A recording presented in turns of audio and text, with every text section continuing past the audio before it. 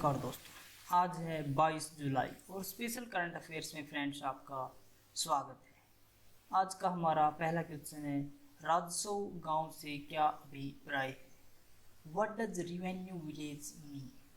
तो महापंजीयक और जनगणना आयुक्त के अनुसार एक राजस्व गांव भारत में एक छोटा प्रशासनिक क्षेत्र होता है जिसकी सुस्पष्ट परिभाषित सीमा होती है। According to the Registrar General and Census Commissioner, a revenue village is a small administrative area in India with a clearly defined boundary. एक राजस्व गांव में एक गांव शामिल कई गांव भी शामिल हो सकते हैं। प्रत्येक राजस्व गांव का नेतृत्व गांव प्रशासनिक अधिकारी द्वारा किया जाता है। केंद्रीय जनजातीय मामलों के मंत्रालय द्वारा 2013 में वन गांव को राजस्व गांव के रूप में रूपांतरित करने के लिए दिशा निर्देश बनाए गए थे। ओडिशा सरकार द्वारा 2015 में अपने स्वयं के दिशा निर्देश जारी किए, परंतु वे बहुत स्पष्ट नहीं थे। 2017 में दोबारा राज्य द्वारा दिशा निर्देशों का एक और सेट जारी किया गया, जिसके बाद से रूपांतरण का काम शुरू किया गया। 2017 के जारी दिशा निर्देशों के बाद राज्य में राजस्व गांव में परिवर्तित होने वाला पहला वन गांव अंगुल जिले का बादामूल गांव था। अनुच्छेद 25(1) क्या है? What is article 25(1)? According to article 25(1) of the Indian constitution, every person has the right to freedom of conscience and observe, conduct and propagate religion freely. This right complements the right to equality. भारतीय संविधान के अनुच्छेद 25(1) के अनुसार प्रत्येक व्यक्ति को अंतःकरण की स्वतंत्रता का और धर्म के अबाध रूप से मानने, आचरण करने और प्रचार करने का अधिकार है। यह अधिकार समानता के अधिकार से पूरकता रखता है। पशु बलि शक्ति पूजा का एक अभिन्न अंग है, क्योंकि वह इस प्रथा को पूरा करने में असमर्थ है। इसलिए मान्यताओं के अनुसार उसे देवी के क्रोध का सामना करना पड़ सकता है। याचिकाकर्ता के मुताबिक केरल सरकार का यह नियम संविधान के अनुच्छेद 25 के तहत उसके मौलिक अधिकारों में हस्तक्षेप करता है। कार्बन उत्सर्जन से क्या अभिप्राय है? What does carbon emission mean? Carbon उत्सर्जन या फुटप्रिंट से तात्पर्य किसी एक संस्था या व्यक्ति द्वारा की गई कुल कार्बन उत्सर्जन की मात्रा से है। Carbon emission footprint refers to the amount of total carbon emissions made by a single institution or individual. यह उत्सर्जन कार्बन डाइऑक्साइड या ग्रीन हाउस गैसों के रूप में होता है। ग्रीन हाउस गैसों के प्रति व्यक्ति या प्रति औद्योगिक इकाई उत्सर्जन की मात्रा को उस व्यक्ति या औद्योगिक इकाई का कार्बन फुटप्रिंट कहा जाता है। कार्बन फुटप्रिंट को कार्बन डाइऑक्साइड के ग्राम उत्सर्जन में मापा जाता है। कार्बन फुटप्रिंट को ज्ञात करने के लिए लाइफ साइकिल असेसमेंट विधि का प्रयोग किया जाता है। इस विधि में व्यक्ति तथा औद्योगिक इकाइयों द्वारा वातावरण में उत्सर्जित कार्बन डाइऑक्साइड तथा अन्य ग्रीन हाउस गैसों की कुल मात्रा को जोड़ा जाता है। कार्बन मूल्य निर्धारण या कार्बन क्रेडिट कैसे की जाती है? How is carbon pricing, carbon credit done? Carbon मूल्य निर्धारण या कार्बन रेटिंग का निर्धारण किसी देश में उपलब्ध उद्योगों के अनुसार उस देश के द्वारा उत्सर्जित किए जाने वाले अधिकतम कार्बन की मात्रा के आधार पर किया जाता है। कार्बन प्राइसिंग या carbon credit is determined based on the maximum amount of carbon emitted by that country according to the industries in that country.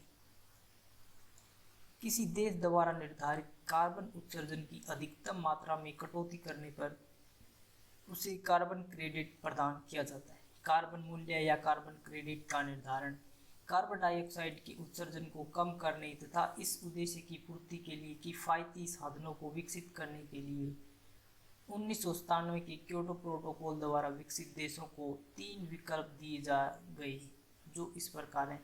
अंतर्राष्ट्रीय उत्सर्जन व्यापार क्लीन डेवलपमेंट मैकेनिज्म, संयुक्त क्रियान्वयन क्लीन डेवलपमेंट मैकेनिज्म विकसित देशों में सरकार या कंपनियों को विकासशील देशों के लिए किए गए स्वच्छ प्रौद्योगिकी निवेश पर ऋण अर्जित करने की अनुमति देता है। इस ऋण को कार्बन क्रेडिट कहा जाता है। पशुपालन अवसंरचना विकास कोष का क्या उद्देश्य है? What is the purpose of animal husbandry infrastructure development fund? इसका प्रमुख उद्देश्य दूध और मांस प्रसंस्करण की अक्षमता और उत्पाद विविधीकरण को बढ़ावा देना है, ताकि भारत के ग्रामीण एवं असंगठित दुग्ध और मांस उत्पादकों को संगठित दुग्ध और मांस बाजार तक अधिक पहुंच प्रदान की जा सके। Its main objective is to promote milk and meat processing capacity and product diversification so as to provide greater access to organized milk and meat market to rural and unorganized milk and meat producers in India. प्रधानमंत्री नरेंद्र मोदी द्वारा आत्मनिर्भर भारत अभियान के तहत घोषित प्रोत्साहन package के अंतर्गत 15,000 करोड़ रुपए के पशुपालन अवसंरचना विकास कोष की स्थापना की बात की गई थी। उत्पादकों को उनके उत्पाद की सही कीमत प्राप्त करने में मदद करना, स्थानीय उपभोक्ताओं को गुणवत्तापूर्ण दुग्ध और मांस उपलब्ध कराना, देश की बढ़ती आबादी के लिए प्रोटीन युक्त खाद्य आवश्यकताओं को पूरा करना और बच्चों में कुपोषण की बढ़ती समस्या को रोकना, देश भर में उद्यमिता को प्रोत्साहित करना और संबंधित क्षेत्र में रोजगार उत्सर्जित करना, दुग्ध और मांस उत्पादों के निर्यात को प्रोत्साहित करना।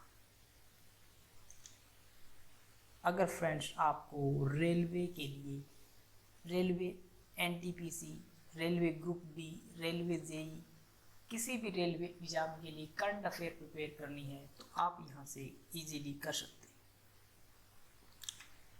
भारतीय कृषि अनुसंधान परिषद की स्थापना कब की गई थी? When was the Indian Council of Agriculture Research established?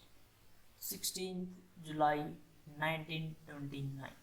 16 जुलाई 1929 को स्थापना की गई थी भारतीय कृषि अनुसंधान परिषद की। भारतीय कृषि अनुसंधान परिषद कृषि अनुसंधान एवं शिक्षा विभाग, कृषि एवं किसान कल्याण मंत्री के तहत एक स्वायत्तशासी संस्था है, जिसकी स्थापना 16 जुलाई 1929 में रॉयल कमीशन की कृषि पर रिपोर्ट का अनुसरण करते हुए की गई थी। स्थापना के समय इस संस्था का नाम imperial council of agricultural research था, जिसे बाद में भारतीय कृषि अनुसंधान परिषद के रूप में परिवर्तित कर दिया गया। यह परिषद देश भर में बागवानी, मत्स्य पालन एवं पशु विज्ञान समेत कृषि में अनुसंधान एवं शिक्षा के समन्वय, मार्गदर्शन और प्रबंध हेतु एक सर्वोच्च निकाय के रूप में कार्य करता है। भारतीय कृषि अनुसंधान परिषद का मुख्यालय नई दिल्ली में स्थित है। प्री सीमन से क्या तात्पर्य है? What does delimitation mean? Pre semen से तात्पर्य किसी राज्य में समय के साथ जनसंख्या में हुए बदलाव के अनुरूप विधानसभा और लोकसभा चुनाव के लिए निर्वाचन क्षेत्र की सीमाओं का निर्धारण करना। Delimitation refers to the determination of the boundaries of the constituency for the assembly and Lok Sabha elections in accordance with the change in population over time in a state. इसका उद्देश्य, परिसीमन का मुख्य उद्देश्य जनसंख्या के समान खंडों को समान प्रतिनिधित्व प्रदान करना, अनुसूचित वर्ग के लोगों के हितों की रक्षा के लिए आरक्षित सीटों का निर्माण भी परिसीमन की प्रक्रिया के तहत ही किया जाता है। परिसीमन की प्रक्रिया में नवीनतम जनगणना के आंकड़ों का प्रयोग किया जाता है।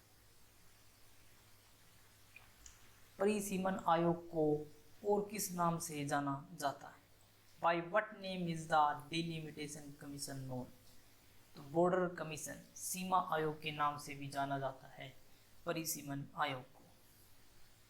प्रत्येक जनगणना के बाद भारत की संसद द्वारा संविधान के अनुच्छेद 82 के तहत एक परिसीमन अधिनियम लागू किया जाता है। परिसीमन अधिनियम के लागू होने के बाद केंद्र सरकार द्वारा परिसीमन आयोग की नियुक्ति की जाती है और यह संस्था या निकाय निर्वाचन आयोग के साथ मिलकर काम करती है।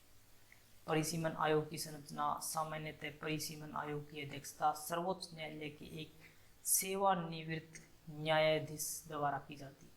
इसके साथ ही इस आयोग में मुख्य निर्वाचन आयुक्त और संबंधित राज्य के निर्वाचन आयुक्त भी शामिल होते हैं। राष्ट्रपति की अक्षमादान की शक्ति किस अनुच्छेद में दी गई है? In which article is the president's power of pardon given? अनुच्छेद 72। आर्टिकल 72 के अंदर राष्ट्रपति की अक्षमादान की शक्ति दी हुई है। भारतीय संविधान के अनुच्छेद 72 और अनुच्छेद 161 के तहत भारतीय राष्ट्रपति और राज्य के राज्यपाल को अपराध के लिए दोषी करार दिए गए व्यक्ति को अक्षमादान अर्थात दंडादेश का निलंबन, प्राणदंड, सत्याग्रह, राहत और माफी करने का अधिकार दिया गया है।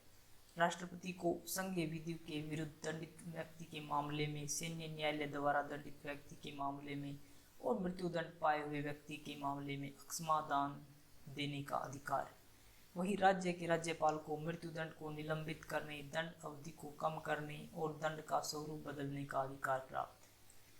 अक्षमादान का उद्देश्य किसी निर्दोष व्यक्ति को न्यायालय की गलती के कारण दंडित होने से बचाना है। अपने पैरों को जमीन पर और अपने विचारों को बुलंदियों की ऊंचाइयों पर रखें। कभी भी आप इतने भावुक न हों कि आप उड़ने लगे। हमेशा अपने पाँव को जमीन पर रखें, यानी कि अपनी जो पृष्ठभूमि है उसको हमेशा याद रखें और अपने विचारों को हमेशा बुलंदियों पर रखें। अपने विचारों को कभी दबने ना दें, अपने विचारों को कभी मरने ना दें। Question of the day friends, राज्यपाल की अक्षमादान की शक्ति किस अनुच्छेद में दी गई है? ऑप्शन अनुच्छेद 72, ऑप्शन बी अनुच्छेद 151, ऑप्शन सी अनुच्छेद 51 और ऑप्शन डी अनुच्छेद 161। किस अनुच्छेद में दी गई है राज्यपाल की अक्षमादान की शक्तियाँ? फ्रेंड्स, अगर आपको वीडियो अच्छी लगी तो इसे लाइक करें, शेयर करें और हमारे चैनल को सब्सक्राइब करें ताकि आपको नोटिफिकेशन मिलता रहे। आज के लिए फ्रेंड्स इतना ही। Thanks for watching.